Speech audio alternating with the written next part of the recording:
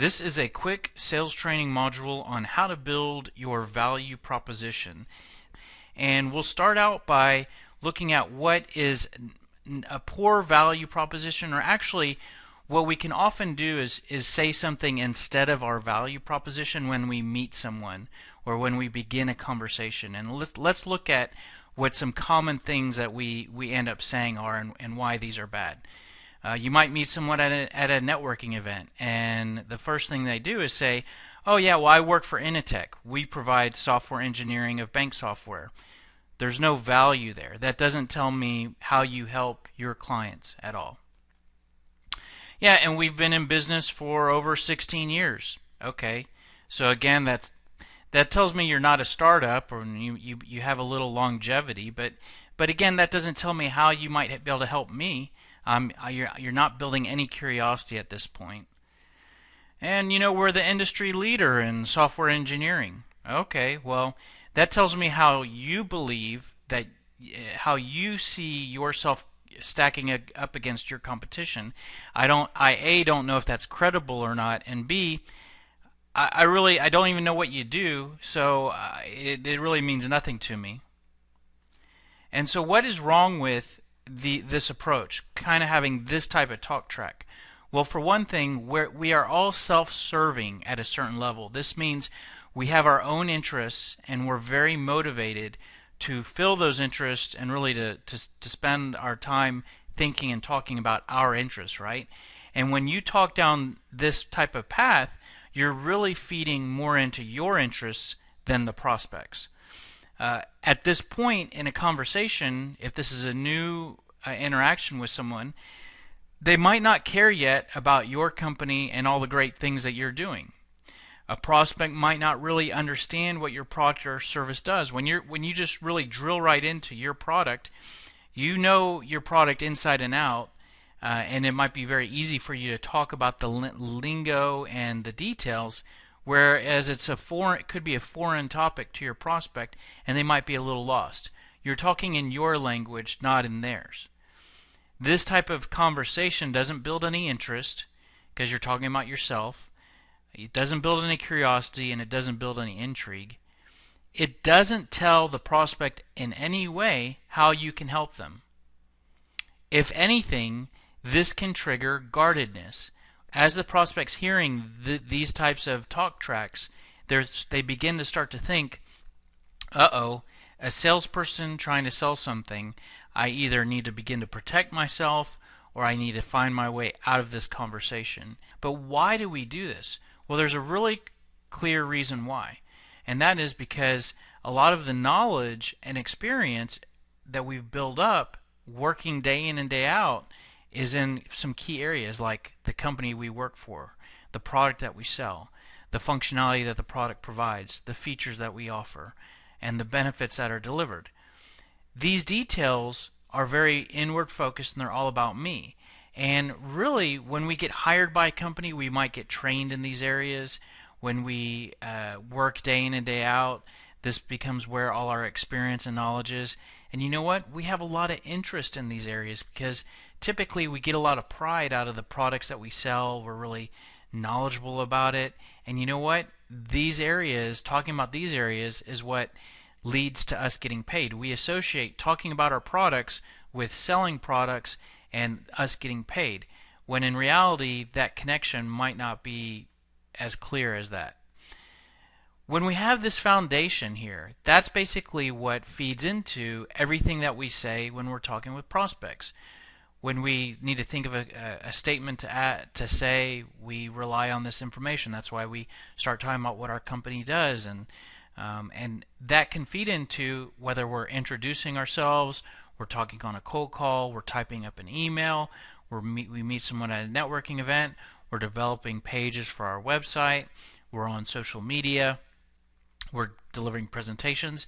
And so with this foundation, if we're not careful, we really get out there in the field and start talking really in an all about me way, and that can not have the most optimum effect on our effort. So here's an alternative approach. We kind of turn that model upside down. Instead of talking about our company and our products, let's focus on our value. that our products deliver. Let's focus on the pain that our products help to fix. Let's qualify our prospects by asking if they have the pain that we help to fix. Let's prepare for the prospect's objections in their messaging. Let's get more creative to build interest instead of just talking about our products. And let's establish credibility talking about other companies that we've helped and other people that we're working with. This is a more prospect-focused approach, and when you have this foundation and knowledge, it can really feed into what you're saying when you're out there talking with prospects, and this can help you to have a more prospect-focused approach. It can really take an effort to get outside of our comfort zone. Our comfort zone is talking about our company and our products. This is a little foreign, but once you really identify the value that you offer and the pain that you resolve, and you identify these details, you can shift into this direction, and that can lead to better introductions, better cold calls, more attention-grabbing emails, better conversation at networking events, and so on. Now, this all begins with your value proposition, and that's really one of the most important pieces to this. So let's talk about really what value is and how you can identify what your core value is. And the key thing here is that your value is not the product that you sell. It's what the product you sell helps your client to do or to achieve. So one thing that we've done to help with this is to kind of break down value into 3 levels. And at the lowest level you have technical value, and this is really at the sort of the foundational level of your prospect's operation. Right? Your prospect, regardless of what they do, they're going to have certain processes that they are working through or that they rely on. And you can, when you likely help them to improve their processes in certain ways. You might improve systems, you might improve people, being them helping them to improve, or maybe helping their employees. Examples of technical value driving improvements in these areas are automating manual processes, improving the performance, not just the performance of systems, but let's say you help a client to hire better people. Well, that means that you're helping to improve the performance of their staff, decreasing the amount of time it takes to do something. And when you deliver these improvements at the lowest, most technical level, that will work its way up to create business value. So when you help to improve a process by making it more reliable or more automated, that helps to decrease costs. It could help to improve revenue. Could help to gain market share. It could help our services to be delivered more reliably. And when you deliver both business and technical value, that can work its way up to deliver personal value to the person you're selling to, or maybe to the people in their organization. Now think about it. You might sell to a VP in a particular role, and that person, yes, cares about the company and the operation, but they also care about certain things that impact them at a personal level, like their career, their income. Think about when you help the business to grow revenue, that might help that VP to hit hit and exceed their annual target, which means they're going to get a bigger bonus at the end of the year. That might be because of what you help them to do, and that goes into their pocket. That's a personal benefit. When you help them to reduce the amount of time they have to work and allow them to get home to where they can have dinner with their family more often, that improves their personal life, and that's personal value. So when you break value down onto these 3 levels, it allows you to get your hands around the different ways that you deliver value. And this can help you to not only build your value proposition, it could help you to build multiple versions of your value proposition, meaning I might have a value proposition that's more technical, one that's more business, one that's more personal. Let me show you a little bit what we're talking about. Actually, you might see that slide and you might go, well, that's kind of cool, or I get that, but I really don't know what my business value is, or you might have trouble getting your hands around what to put there. And here's an exercise that you can go through, and you can do it by simply drawing out a table like I did here in a spreadsheet. And step 1 is to identify one of your products or services that you sell. Okay, and we have an example here of auto inventory replenishment software. This is a completely fictional scenario. But let's just say we have an auto inventory replenishment software. Step 2 is identify what does that do? What does that provide? Well, this software automatically submits orders to vendors based on inventory levels. Okay, now that's not value at all. That's just the functionality. It does this.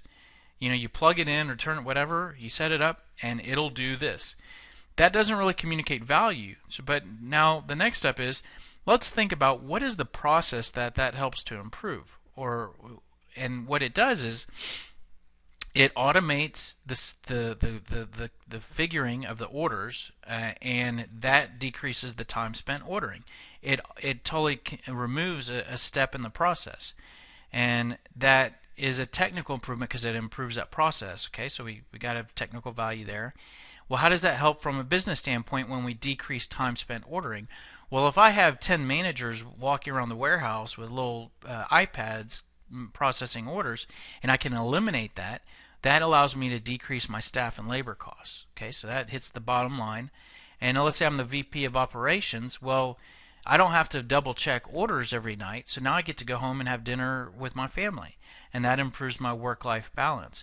So for that one product, we just outlined the value on 3 different levels.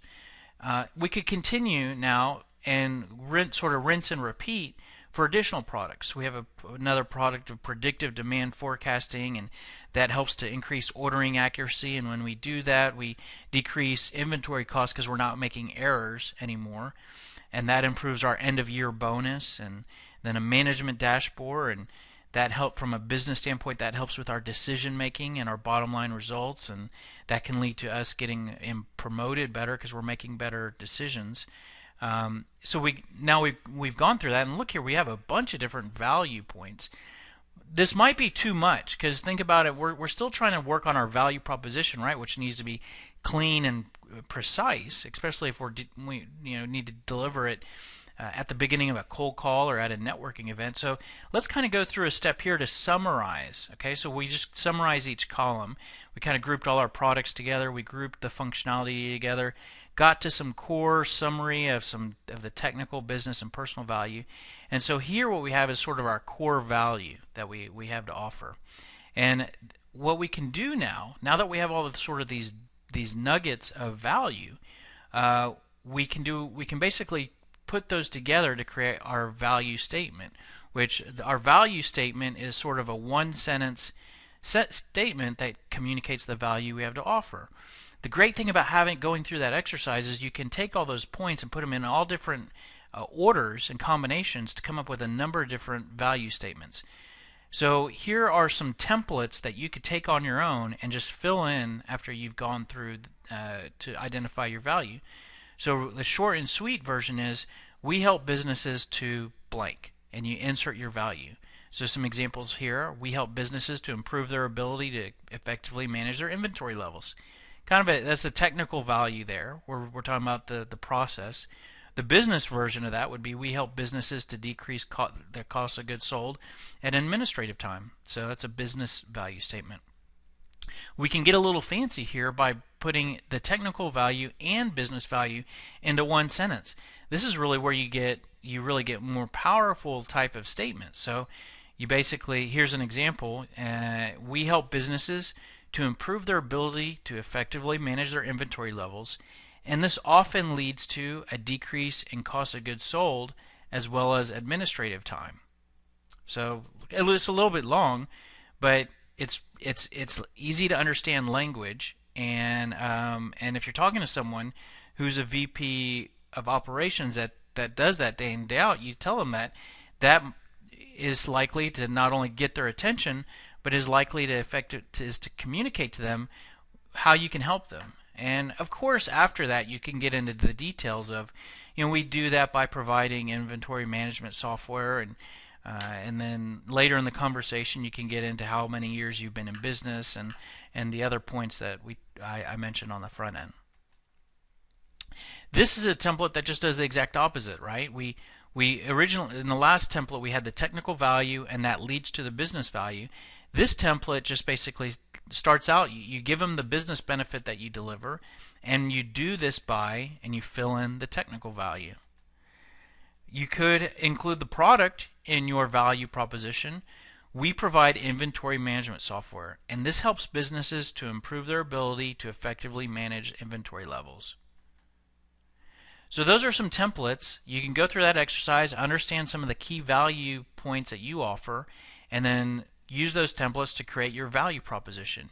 Now, what direction we're heading with this, I want to show you a workflow here, because when I talk to you about having very prospect-focused communications, we also want to focus on their pain, and that's what we're going to do next. So we actually, in this methodology, we go through a workflow, which is we start you with the product that you sell, and we use that to identify how does that product help, and we identify the value that you offer.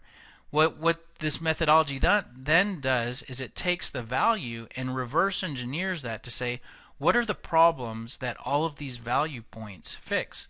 And what that'll do is that will give you a clean list of pain points that you should look for and you should share when you're talking with prospects. Are you having challenges with this, or this? You know, a lot of my clients come over to us and they have those challenges. The pain points that you come up with will lead to you building a key list of qualifying questions that you should be asking. Are you having this pain? Are you having this pain? And you insert there where I said pain with the common pain points that you've identified in your list. And then all of those details then become responses that you can use for objections. And we're going to talk about pain and qualifying and objections in separate training modules. But it's a linear workflow, and the methodology kind of takes you through each of those stages, and we'll talk about that in future modules. If you think all this is interesting and you want to work on your value proposition and you like those templates and you want to figure out the pain that you resolve too, SalesScripter will help you with all of this. And it's a workflow that extracts the key points from you, and you have to answer questions and use your ideas and your product. But you go through questions like, what do you sell? How does it help? What problems do you fix? What questions should you be asking to see if those problems exist? And it's a little bit more complicated than that, but that's an example of the path that it takes you down. As you answer each of those questions, your answers, there's actually two benefits here. One is those questions help you to think about things you might have never thought of before, and helps you to get your ducks in a row for what you should be focusing on. The other great benefit is that as you're answering those questions, your answers are all filling out a document library. Because think about it, when you have there's a pain point you should look for, that pain point should pop up in a number of different documents. It should show up in a call script. It should show up in a voicemail script. It should show up in your elevator pitch, your value proposition. It should show up in an email template. Well, why have to rewrite and think about your pain again and again and again? You answer the question once, and it's automatically filled into 10 different places, all where you need it. So it's pretty cool. Of course, we're biased, but so check out SalesScripter if we have your attention at all. If you want more information on this methodology and some of the logic behind this, you might want to check out the cold calling equation. It's available on Amazon. Kindle version's $9.99. There's a chapter for each of these areas. There's a chapter for value. There's a chapter for pain. And you might say, well, I don't do a lot of cold calling. I do a lot of sales. The concepts are laid out, and it kind of has a phone spin on it, meaning it'll often refer to cold calling, but whether you're on the phone or at a networking event or in face-to-face meetings, the principles all apply. You should still look for pain. You should still be qualifying and how to effectively qualify. And so check it out. We also have a training program that aligns with all of these concepts, and there you can sign up for that at salesscripter.com. And we have walkthrough services for SalesScripter and demonstrations. Send us an email if you have any questions, and we wish you all the best. Happy hunting. Good luck.